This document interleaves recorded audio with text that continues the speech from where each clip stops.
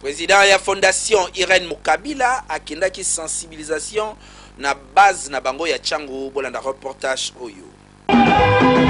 Bandeko babolingo boye bake ebele ya bato bozali komona awa na bilili bazalinde ba membre ya fondation Irene Mokabila ya mama Irene Mokabila oyo ezali lelo na plus de 3500 membres.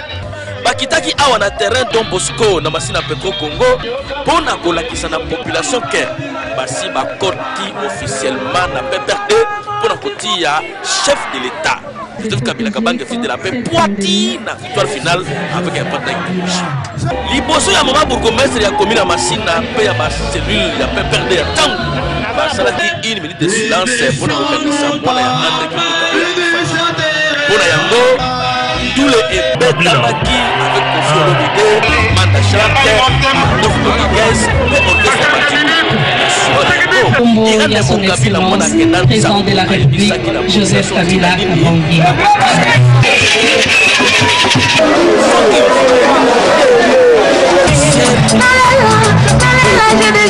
Membre de la fondation, comme j'ai 3700 membres, bandimaki lelo, bamema Pierre Nabango, na parti à Joseph Kabila Kabange. Biso surtout aujourd'hui, faisons une élection, la tour moko, na singa ba camarades d'union surtout aux temps ya concentration, maloba ezala mokie misale ezali bele. Ndeko ya Congo awa bato lokola ba Irene Mokabila mona kenda nsango akotisi fondation na yeboye na PPRD. Boye bake un plus ya solo solo ici ekoti na PPRD pe bo pikaka na bino déjà avant que bati ya bino zéro. Terrible.